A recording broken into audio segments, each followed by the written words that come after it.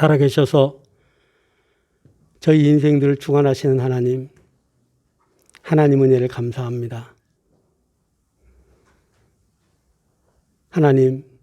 하나님께서는 온 천지를 다스리시고 이끌어 가시는 분이심을 믿고 감사합니다. 박해를 살펴보면 올해는 유독이 단풍이 참으로 아름답게 물들여져 가는 모습을 볼 때 참 감사를 드리며 그 잎새들이 하나님을 찬양하는 것 같아 참으로 아름답게 보입니다. 저희의 삶도 하나님을 아름답게 찬양하는 그런 모습의 삶이 될 수 있도록 인도하여 주시옵소서. 저희들의 인생이 아름답게 삶을 마무리할 수 있는 그런 은혜가 저희에게 있어질 수 있도록 하나님 도와주시길 원합니다. 하나님, 지난 한 주간도 하나님 보호하여 주심 속에서 살다가 이렇게 하나님 앞에 나와 예배를 드릴 수 있도록 인도해 주셔서 감사를 드립니다. 아버지 하나님, 이 예배의 자리가 하나님께서 기쁘시게 받으시는 예배가 될 수 있도록 인도하옵소서. 이 자리에는 살펴보니 오랜만에 함께 예배에 동참하는 형제도 보여서 참 감사를 드립니다. 하나님, 저희의 모든 삶이 진정 하나님을 두려워하고 하나님을 공경하는 마음 갖고 하나님을 마음속 깊이 진실함으로 섬겨가는 그런 성도들이 될 수 있도록 인도하여 주셔서 한 사람도 땅에 떨어지지 아니하고 모두가 이후에 하나님 배울 때 부끄럽지 않은 모습으로 하나님 나라에 들어갈 수 있는 저희 모두가 될 수 있도록 인도하여 주옵소서. 하나님, 성화교회를 은혜 장중에 붙들어 주시고 교회가 하나님께서 기뻐하시는 교회로 새롭게 거듭날 수 있도록 인도하여 주시옵소서. 여러 가지 면에서 볼 때 참으로 부족한 부분들이 많이 보이고 저희들의 잘못으로 인하여서 아버지 하나님 성장되지 못한 부분들도 많이 있습니다. 저희의 연약함을 하나님 붙잡아 주시고 잘못됨을 용서해 주시고 하나님 앞에 늘 겸손한 마음과 몸으로 주님을 섬겨갈 수 있는 저희가 되게 인도하여 주시옵소서. 아버지 하나님, 교회는 또한 건강이 좋지 못해서 고생을 하고 있는 성도들도 있습니다. 또한 연로하신 어르신들, 아버지 하나님, 함께 자리에 참석하지 못하는 분들도 계십니다. 하나님, 세세하게 다 말씀을 드릴 수는 없지만 하나님께서 세세하게 다 살펴주셔서 속한 모든 권속들이 하나님의 은혜를 풍성하게 누리고 살아갈 수 있도록 도와주시옵소서. 저희의 잘못과 허물을 하나님 생각나게 하여 주시옵시고 깨달아지게 하여 주셔서 날마다 주님 앞에 회개하기를 늦추지 않고 살아가는 저희들이 될 수 있도록 인도하여 주옵소서. 잘 살아보려고 애쓰고 있지만 그렇게 되지 않을 때가 참 너무나 많아 안타깝습니다. 하나님, 저희를 불쌍히 여겨주시고 도와주시옵소서. 코로나 바이러스로 인하여서 온 나라가 참으로 긴장 속에 살아가고 있는 가운데 있습니다. 그런 가운데에서도 하나님 지켜주셔서 참 감사를 드립니다. 이 코로나 바이러스로 인하여서 다시 한번 자신을 돌아볼 수 있는 그런 계기들이 될 수 있도록 인도하여 주시옵시고 이 코로나 바이러스가 하루속히 정복되어질 수 있도록 하나님 도와주시옵소서. 이 나라와 이 민족을 하나님께서 긍휼히 여겨주셔서 늘 분열의 길로 가고 있는 모습을 볼 때마다 참으로 안타까움을 금할 길이 없습니다. 하나님 은혜를 더하여 주셔서 나라가 진정 그 위정자들이 국민을 생각하고 모든 일들을 행하는 그런 위정자들이 될 수 있도록 인도하여 주시옵소서. 자기 그 자신들의 그 욕심을 위하여서 살게 마시고 진정 나라를 위하여서 백성들을 위하여서 살아가는 저들이 될 수 있도록 은혜를 베풀어 주시옵소서. 하나님, 저희가 하나님의 은혜를 더욱더 풍성하게 누리면서 살아가기를 원합니다. 하나님, 저희를 불쌍히 여겨주시고 도와주시옵소서.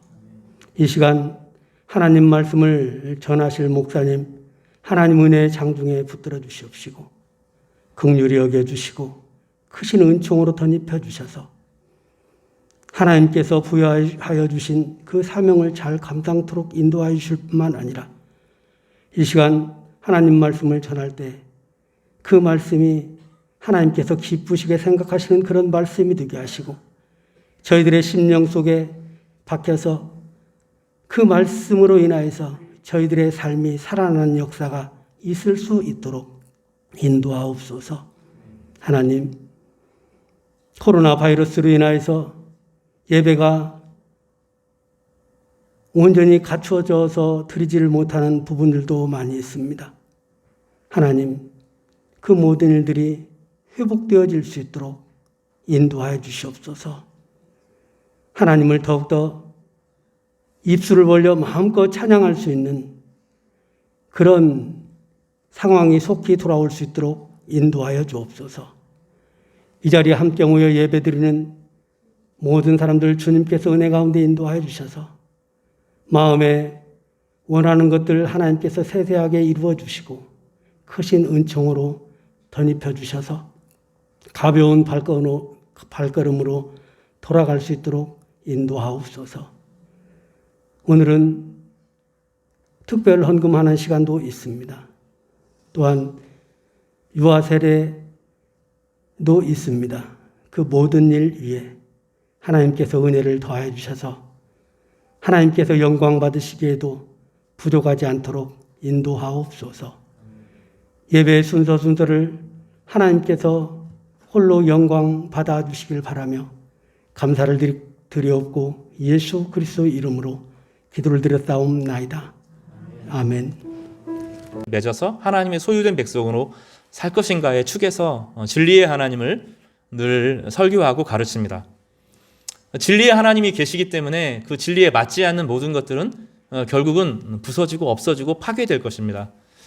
하지만 이 진리의 하나님을 지나치게 강조하다 보면 심판하시는 하나님 앞에 무서워 떨게 됩니다. 하나님이 우리에게 진리를 주시는 것은 심판하시기 위해서가 아니고 온전하고 아름답게 만들기 위해서입니다. 저희 아이가 장난감을 조립을 합니다. 장난감을 조립하는데 어떤 장난감들은 그냥 보고 조립하면 됩니다. 근데 수준이 좀 높아가면 설계도가 존재합니다. 설계도대로 만들어야 그게 작동이 됩니다. 장난감 정도는 그런데 나중에 복잡한 기계 공식이나 또 아주 어려운 삶 문제들 앞에서는 정확한 공식을 따라서 과학자들의 연구를 따라서 정확하게 해야 작동이 됩니다. 복잡하면 복잡할수록 그 아주 세밀하게 조립된 것들은 그 작동 원리대로 고스란히 해야 되지 어설프게 자기 기준을 가지고 만들면 나중에 엉망이 되고 맙니다. 근데 인생은 훨씬 복잡해서 하나님의 진리 도면대로 만들어야 되는 거죠. 이것을 우리는 진리라고 부릅니다. 주의 말씀의 진리대로 우리의 인생을 가꾸어 나가면 분명히 가꾸어집니다. 분명히 가꾸어지고 아름다워집니다. 진리는 바로 그런 것입니다. 그러나 예수님께서는 이 정결규례, 죄를 씻게 하는 이 의식 정도의 규례를 바꾸셔서 포도주가 되게 하셨어요. 흥이 나도록, 그 먹으면 흥이 나고 기쁘고 같이 잔치에 참여할 수 있는 그런 기쁨을 누리도록 만들어 주셨습니다.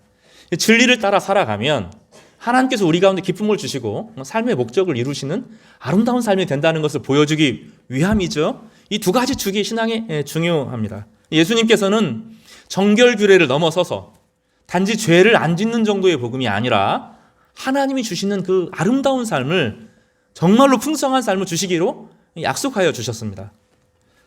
우린 여전히 그 확신이 부족해요. 하나님 안에서 하나님께서 우리를 얼마나 복되게 하실 것이고 얼마나 아름답게 하실 것인지에 대한 믿음이 우리가 정말로 중요하게 필요합니다. 이것은 막 움직여가는 것이 아니라 저절로 막 되어가는 것이 아니고 믿음으로 딱 붙잡는 사람들에게 주어지는 것이기 때문입니다. 믿음이 없이는 아무것도 이루어지지 않는다고 주님께서 여러 번 말씀하셨습니다. 그래서 지난주에 이 복음이라고 하는 것은 진정한 기쁨을 주시기 위한 거죠. 진짜 흥을 주시기 위한 것이다라고 아주 강조해서 요한이 메시지를 전했다면 바로 그 다음 부분에 성전의 메시지가 같이 연결이 되어져서 성전이 무엇이고 이 하나님이 주시는 기쁨을 위해서 성전 기능을 어떻게 회복하시는지를 보여주는 메시지입니다. 그러니까 지난번의 메시지하고 연결됩니다. 지난주에 했던 흥을 주시는 우리의 잔치에 맛이 나게 하는 흥을 주시는 하나님이 우리의 인생을 성전 삼으셨다 하는 아주 중요한 메시지를 오늘 담고 있습니다. 오늘 말씀을 통하여서 제가 바라는 것이 딱 하나가 있습니다. 내가 성전이구나. 내가 성전으로 살아간다는 게 도대체 어떤 의미인지를 좀 알고 여러분 담대하게 여러분 마음 중심으로 기도하기를 바라고 하나님께서 여러분의 기도에 응답하여 주시는 축복을 누리기를 바랍니다. 어릴 때 이제 많이 보았던 풍경 중에 하나가 새벽 일찍 정화수를 뜯고 기도하는 어머니들의 모습이었습니다. 저희 어머니는 절대 그렇게 안 하셨어요. 교회에 오셔서 주님의 말씀 앞에 기도하셨지만 예전에 여러분들이 많이 보셨던 것입니다. 우리 옛날 이야기부터 한번 해볼까요? 어떤 이제 어머니가 있습니다. 늘 두 자녀를 위해서 기도를 합니다. 근데 한 자녀는 여러분 익숙하게 아는 제목입니다. 한 자녀는 우산 장수입니다. 또 한 아들은 선글라스를 팝니다. 우리식으로 말하면 선글라스를 팝니다. 이제 어떻게 기도를 해야 될지 고민이 됩니다. 아침마다.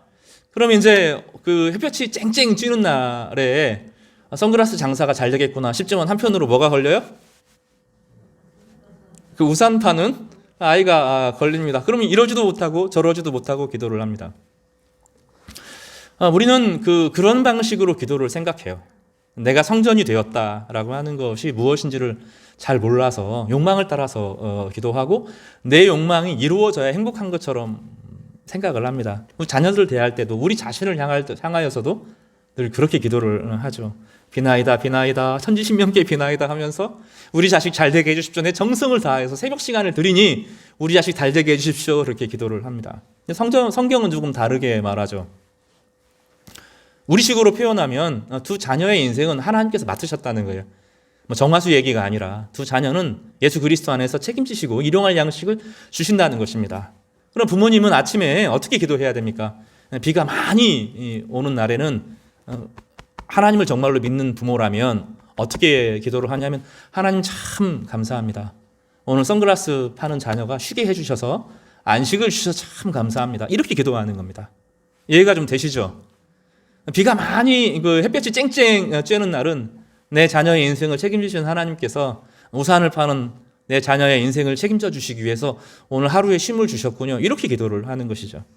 사고의 전환이 일어나는 겁니다. 사고의 전환이 일어나고 그 모든 것에 생명의 근원 되신 하나님께서 예수 그리스도 안에서 우리를 복 주시기로 하셨다 하는 것을 믿고 담대하게 살아가는 것입니다. 주님 안에서 다 복이지 우리의 때로는 어려움과 고난이 닥쳐오는 것처럼 보여도 하나님께서 어려움을 통하여서 더 아름다운 것을 주시기 위한 것이지 그 고난으로 우리를 망하게 하시는 것이 아니다 하는 것을 믿는 것이 신앙의 기본입니다. 하나님께서 우리로 하여금 온 세상을 위하여서 기도하게 하셨다. 이것이 우리에게 핵심인데 우리가 세상을 위해서 기도하는 것이 얼마나 중요한지 그리고 우리의 기도에 주님께서 어떻게 응답하시는지 우리가 잘 알지 못하기 때문에 우리는 되게 위축되어 있고 두려워하고 기도의 시간을 포기하기도 하고 기도가 무너지기도 하는 것이죠. 성전은 이스라엘 백성의 역사에서 그 중심에 있었습니다. 중심에 있었다는 것이 대단히 중요합니다. 우리는 신앙생활을 삶의 중심에 두어야 합니다. 다른 것을 중심으로 삼으면서 신앙생활을 이용하는 것이 아니라 신앙을 중심으로 예수 그리스도를 내 마음의 중심으로 삼아야 합니다. 어릴 때 보면 늘 교회가 중심이었어요. 근데 그것하고 좀 다릅니다. 좀 말씀을 좀 나누도록 하겠습니다. 여러분, 코로나로 인해서 두 가지가 정리가 됐어요. 하나님은 예배당에만 계신 것이 아니라 우리 개개인의 삶에서 말씀을 묵상하고 사랑으로 하나님께 예배하면 그 자리에 성령이 임하는구나 하는 것을 우리 개개인이 많이 경험하고 체험했습니다. 그런데 한편으로 보면 이게 다가 아닌 것도 알아요. 교회를 중심으로 해서 함께 식사를 하고 오후 예배를 드리고 서로 교제하고 이 풍성함을 누렸을 때 하고 확실히 그 풍성함이 달라지고 이 신앙 교회 안에서 물론 원리적으로는 개개인이 하나님께 신령과 진정으로 예배 드릴 수 있는 것이 맞는데 우리 예배를 온전히 못 드리고 성도의 교제가 약해지니 삶 전체가 약해지고 성도들이 삶 전체 막 우울증이 오고 디프레스 되어지고 침체가 되어지는 것도 한번 동시에 나타나게 되는 것입니다. 그럴 때 우리가 무엇을 깨닫냐면 예배 공동체, 신앙으로 함께 모이는 이 공동체가 힘이 적지 않구나. 힘이 적지 않고 이 공동체가 우리 가운데 참 중요하구나 필요하구나 그런 생각을 합니다. 그러나 한편으로는 오랫동안 모이지 않아서 다시 모이는 것이 어렵다는 것도 알게 돼요. 마치 젖은 나무에 불을 붙이는 것이 어려운 것처럼 다시 정상적으로 신앙생활을 하고 한자리에 모여서 함께 성도들이 교제하고 말씀을 나누고 식사를 하고 성찬식을 하면서 거기서 주어지는 은혜를 나누지 못할 때 우리 삶이 무너지는데 막상 또 해보려고 하니 귀찮은 겁니다. 우리 안에 이중적인 마음들이 다 있어요. 한편으로는 함께 모여서 힘을 모아고 하나님께 기도하고 주님의 은혜가 임해야 된다는 것을 알지만 한편으로 핑계를 대는 거죠. 나 혼자 말씀 가지고 기도해도 주의 영이 임하는데 굳이 내가 거기까지 가야 되느냐, 굳이 밤 시간에 내가 기도하고 새벽에 기도해야 되느냐, 그런 마음이 우리 가운데 들어요. 근데 정작 기도하느냐? 안 해요. 어떤 이들은 특별하게 말씀을 사모하면서 하지만 정작 자신의 삶의 현장에서 하나님 말씀을 진지하게 묵상하고 성도들과 영적으로 교제하면서 서로를 위해 중보하고 함께 찬양하면서 감동을 누리는 것은 참 어렵다는 것도 알게 되어져요. 그렇지 않아요? 우리 한편으로 많이 게을러졌죠. 한편으로 모여서 함께 어울리는 것이 어려워졌어요. 귀찮아졌어요. 하기 싫어졌어요. 그러면서 신앙생활이 약해져요. 그만큼 함께 모여서 예배하는 것이 하나님께서 우리 가운데 주시는 의무나 무거운 짐이 아니라 우리 가운데 주시는 이게 선물이었구나 하는 것을 그때 깨닫게 됩니다. 지금 회복해야 될 때입니다. 물론 코로나가 어떻게 진행될지 우리 알 수 없어요. 더 심각해질 수도 있고 어려워질 수도 국가랑 교회랑 같이 협의하면서 같이 길을 나가야 되지만 이 예배를 중심으로 모이는 교회 공동체의 중요함을 알고 마음을 모아서 함께 해나가는 노력이 필요하다고 생각합니다. 여러분 힘을 좀 모아주십시오. 수요 예배도 또 새벽 예배에도 혹은 오후 예배도 힘을 모아주셔서 마치 젖은 나무가 다시 불이 올라오를 때까지, 그래서 여기 안에서 기쁨이 주어질 수 있도록 마음을 좀 모아주시는 참 지혜로운 성도님 되시기를 바랍니다. 부탁드려요. 말씀을 잘 안 하시네요. 부탁드립니다. 예수님의 당시에 예수님께서 성전에 올라가신 본문이 마태복음, 마가복음, 누가복음, 요한복음에 다 같이 기록되어 있습니다. 예수님이 성전에 올라가셨다 하는 것은 대단히 중요한 사건입니다. 좀 어려운 이야기가 아닙니다. 자세히 한번 들어보세요. 구약에 모세가 지은 성전이 있었습니다. 예배를 드릴 때 구름이 임하고 그 안개가 막 끼는 것처럼 보이면서 여호와의 임재가 거기 있었다고 성경은 기록하고 있어요. 솔로몬이 성전을 하나님 앞에 봉헌할 때 하나님의 성령이 충만하여서 하나님이 거기 임재하시는 상징적인 사건이 일어났습니다. 그 사건하고 예수님께서 육체를 가지고 하나님이 지은 하나님을 예배하는 성전에 들어가는 것하고 어느 것이 더 영광스러운 것인지 성경은 우리 가운데 뭐라고 말하냐면 앞에 있는 것은 실제가 아니라 상징이었다. 구약시대에 있었던 것은 다 상징이고 하나님이 실제로 임한 것이 아니라 상징적으로 임했다라고 말합니다. 그런데 예수님이 성전 안에 들어가는 것은 하나님 자신이 성전 안에 들어가셔서 이스라엘 백성들과 만나는 겁니다. 이것은 실제적인 사건입니다. 구약의 성전의 모든 사건은 상징이고 실제를 보여주는 모형입니다. 그러나 예수님께서 육체를 가지고 성전에 들어가는 것은 하나님의 영광이 실제로 그 안에 하나님 자신이 상징이나 가짜가 아니라 이미지가 아니라 하나님이 직접 육체의 몸을 입고 성전에 들어가셔서 그 안에 모든 예배를 복되게 하시는 실제적인 사건입니다.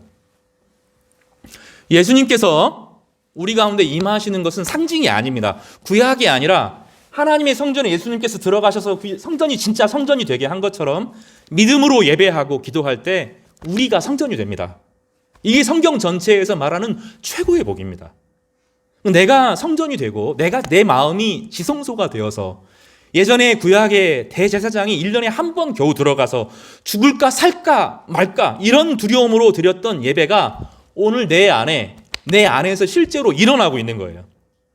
그래서 내가 지성소, 내 마음의 성소에서 주님과 함께 예배를 하면, 주님과 함께 진실로 기도를 하면 그거는 실제적으로 이루어집니다. 이게 믿음이 필요해요.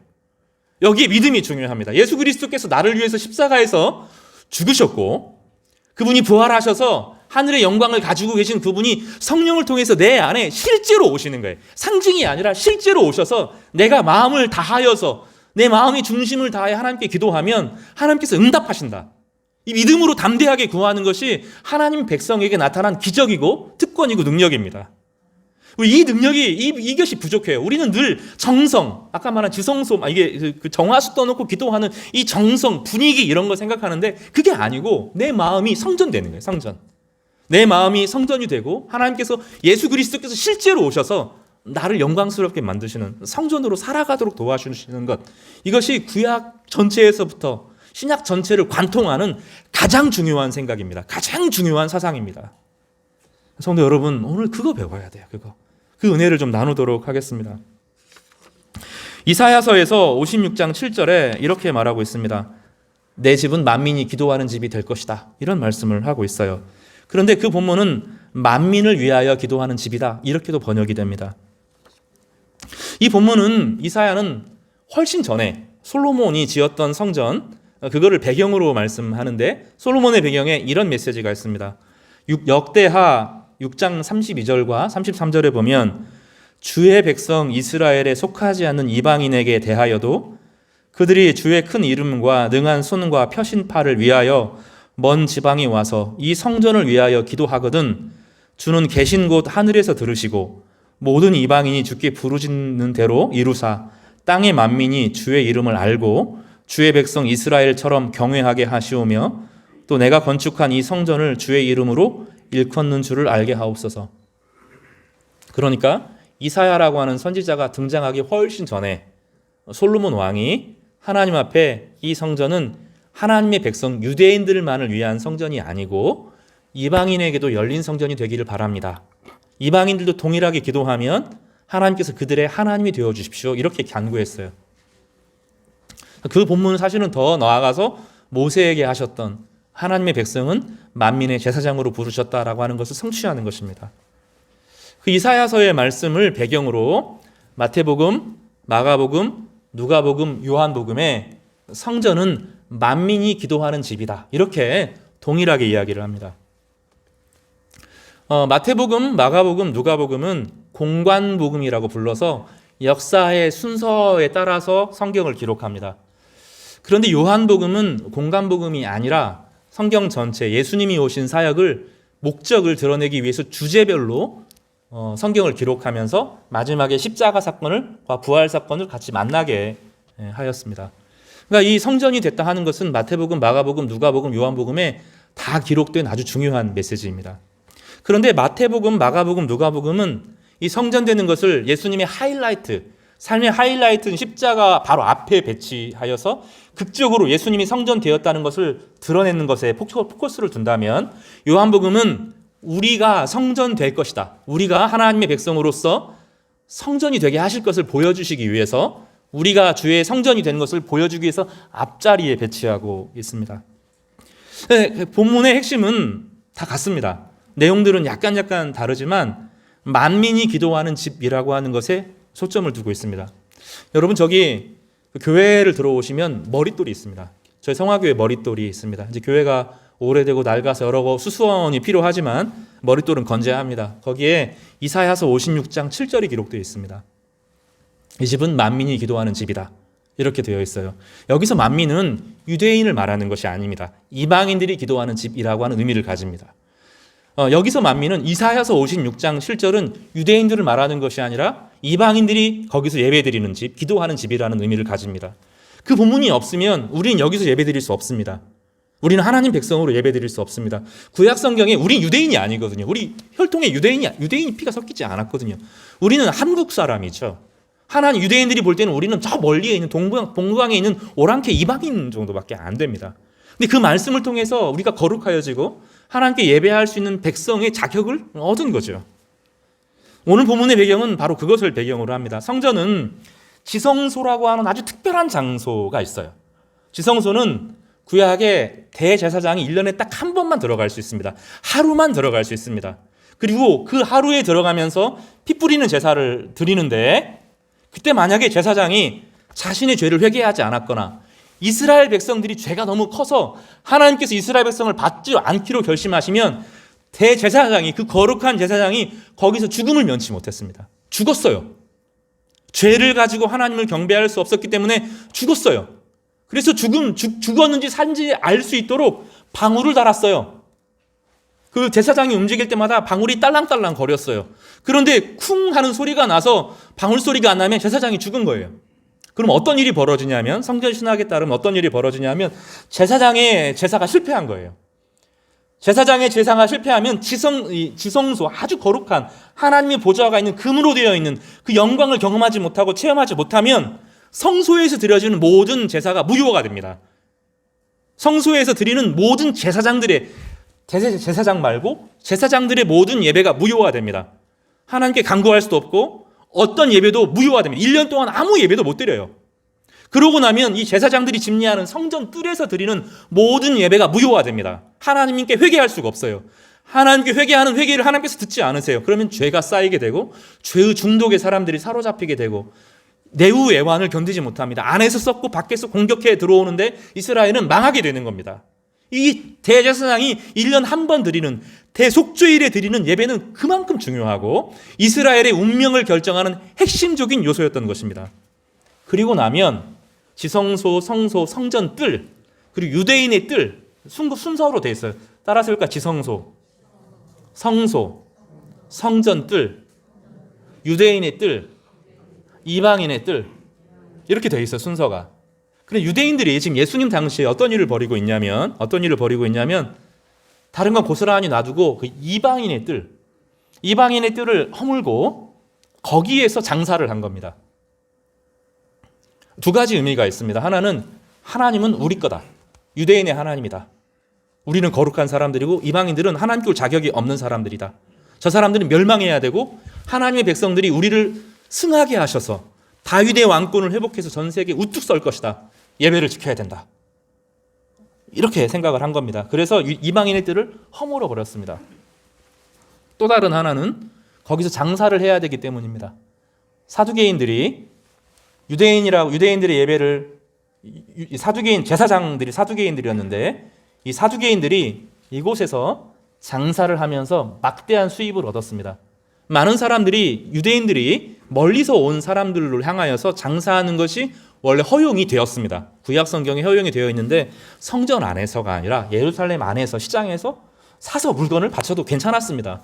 그런데 너무 번거롭잖아요. 그래서 이방 유대인들이 와가지고 성전 뜰에서 장사를 하게 되고 거기에서 나오는 수익의 일부를, 상당히 많은 일부를 사두개인들에게 주면 이 제사장들인 사두개인들이 그것을 가지고 로마에게 성전 세를 바쳤습니다. 돈을 바치게 되고 성전을 보호받았습니다. 그래서 정치적으로 보호를 받는 목적으로 또 자신들의 부를 얻기 위해서 이방인의 뜰을 망가뜨리면서 이방인들이 예배하지 못하도록 막아놓은 겁니다. 예수님께서 노끈을 들고 그곳에 들어가셨습니다.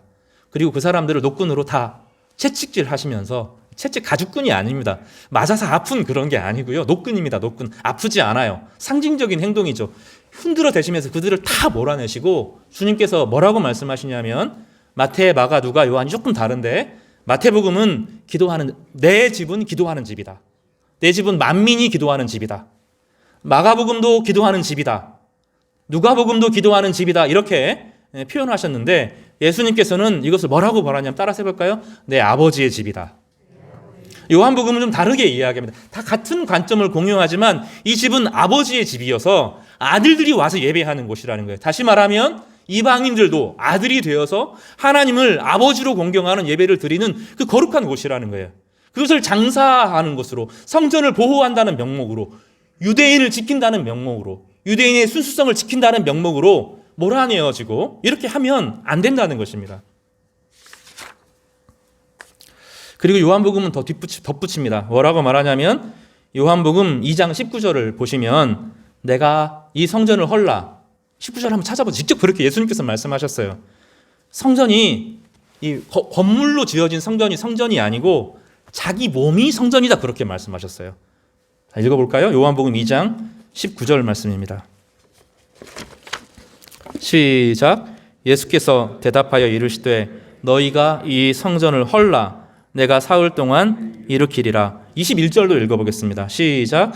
그러나 예수는 성전된 자기 육체를 가리켜 말씀하신 것이라.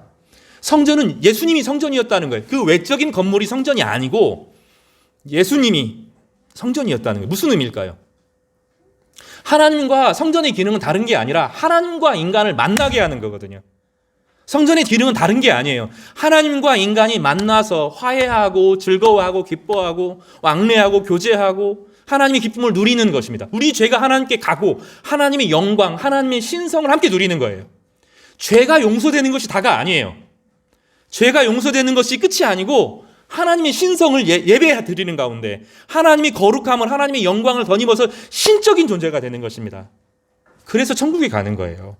우리가 예수님의 영광을 덧입어서 신적인 존재가 돼서, 골로새서의 말씀인데 신적인 존재, 신성을 덧입었기 때문에 하나님과 교제할 수 있는 영혼을 누리게 된다는 거죠. 이 두 가지가 예배 가운데 이루어진다는 거예요.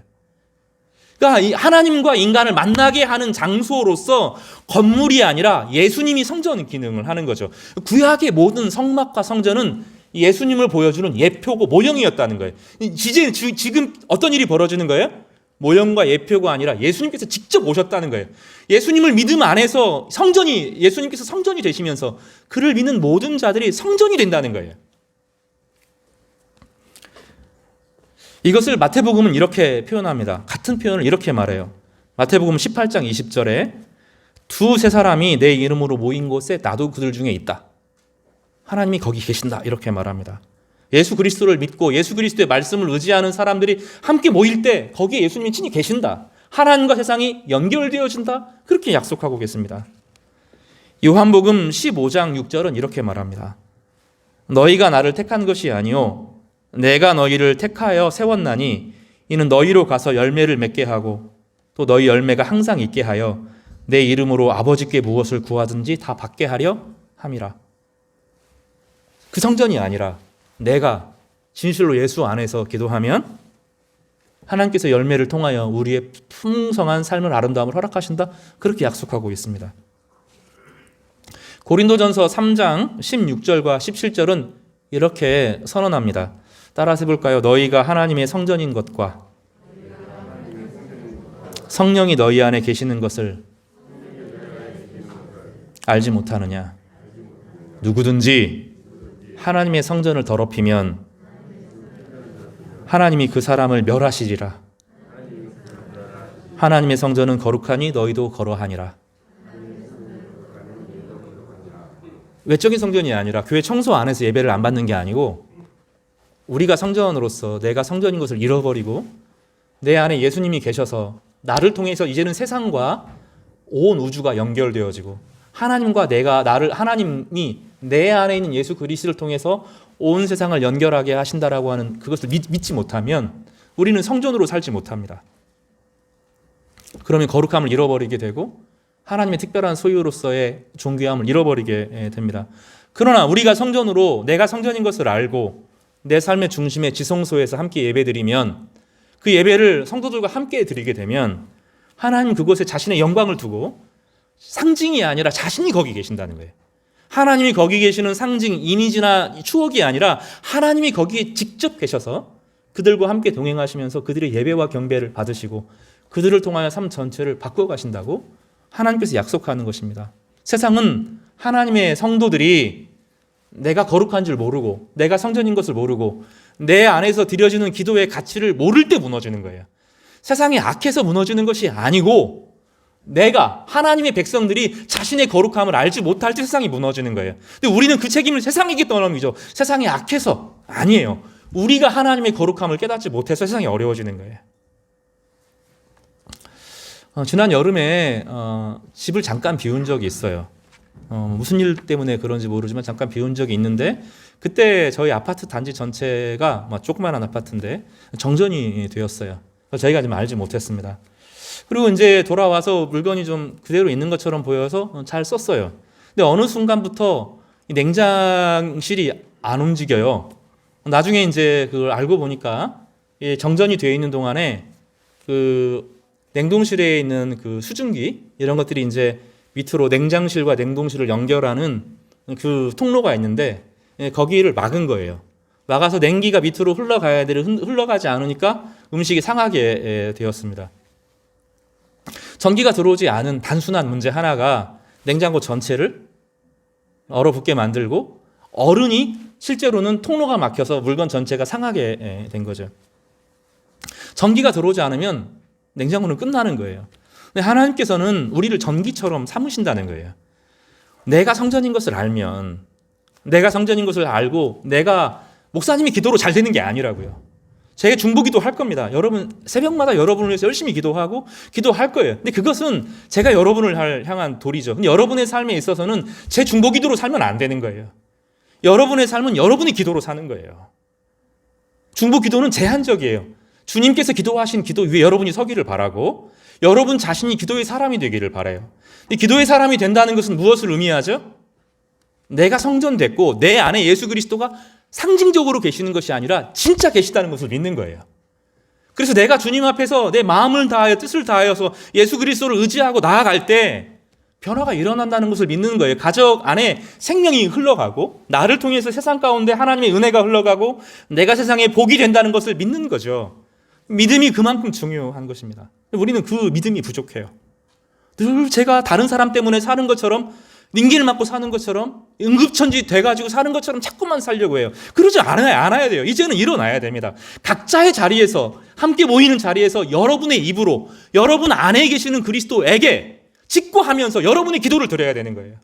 저는 도울 수밖에 없어요. 협력자고 여러분을 향하여 서포트할 수 있는 사람이지 여러분의 각자의 인생은 여러분이 살아야 되는 거예요. 하나님께서 여러분이 기도하는 기도대로 하신다고요. 나중에 보세요. 자신의 삶은 기도를 넘어설 수 없어요. 자신의 삶은 자신의 기도를 넘어설 수가 없는 것이 성도의 한계예요.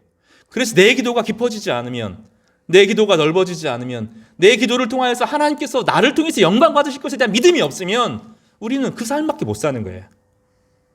그리고 다른 사람에게 책임을 떠넘기는 인생을 살게 될 겁니다. 주님은 오늘 이방인들의 뜰을 청결하게 하셔서 모든 이방인도 함께 예배드리도록 축복하셨고, 모든 이방, 우리란 말이죠, 우리. 그들도 하나님을 아버지라고 부를 수 있도록 축복하셨고, 우리 안에 십자가를 지심으로 우리 안에 직접 성경을 통하여서 찾아오셔서 이제는 예루살렘에 있는 지성소가 아니어도 여러분 영혼 가운데, 여러분의 진심 가운데, 여러분이 하나님을 경외하는 가운데 여러분 한 사람 한 사람을 지성소로 삼으시는 거예요. 여러분이 지성소인 줄 믿으시길 바랍니다.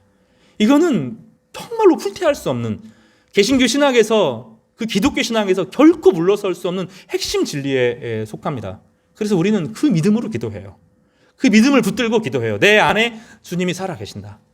내 마음이 지성소고 내 마음이 성전이다. 내가 기도하는 대로 된다. 내가 기도하는 모든 열매들이 아름답게 열매 맺힌다. 하나님의 때에 하나님의 방식대로 성취된다. 그것을 믿고 나아가는 거예요. 그렇지 않을 때 우리의 마음은 강도의 구렬이 됩니다. 예수님께서 강도의 구렬로 만들었다 그러는데 이방인의 성전만, 예루살렘 성전만 강도의 구렬로 만드는 것이 아니라 내가 강도가 돼요. 왜 그럴까요? 다른 사람 것을 빼앗아서야 내가 잘 된다고 생각을 하고 내 욕망을 위해서 하나님께 아뢰기만 하기 때문에 그렇습니다. 그러나 내 영혼에 예수께서 찾아오시면 우리는 비로소 성전으로 살아가게 될 텐데 이것은 우리 안에 정말로 변화를 가져옵니다. 여러분, 지금 필요한 것은 믿음입니다. 우리 안에 예수님이 계신다. 예수께서 십자가를 지셨고 부활하셨고 지금 내 안에 살아계신다. 이 믿음이 필요합니다. 그 믿음으로 나아가면 하나님이 반드시 역사하실 것입니다. 여러분의 삶이 얼마나 아름다워지는지 한번 보시기 바랍니다. 그 믿음으로 하루하루 기도의 재단을 쌓아가고 내 마음은 기도하는 집이라 그랬잖아요. 다른 게 아니라 기도로 살아갈 때 하나님께서 하늘과 땅을 여러분을 통하여 연결하시는 은혜의 능력을 경험하시기를 주님의 이름으로 축복합니다. 기도하겠습니다. 예수님께서 지난주에 기적을 행하실 때 요한에 의하면 다른 본문 사대 그 공간복음서는 좀 관점이 다른데 요한은 첫 번째 이적이라고 하면서 가나의 혼인잔치야말로 예수님께서 이 땅에 오신 목적을 잘 보여주는 메시지였다라는 것입니다. 우리는 이 두 가지 축, 두 가지 축이 있어요. 신앙에 두 가지 축이 있는데 하나는 정결규례라고 하는 축이 있습니다. 또 하나는 기쁨이라고 하는 축이 있어요. 정결규례라고 하는 것은 죄를 막는 것이죠. 내 인생에 죄가 끼어들지 못하도록 죄를 씻어내는 것입니다. 이것을 한편으로 보면 진리의 복음이라고도 부릅니다. 하나님의 거룩함 앞에 서서 하나님의 백성들이 어떻게 거룩하게 살 것인가, 하나님과 특별한 관계를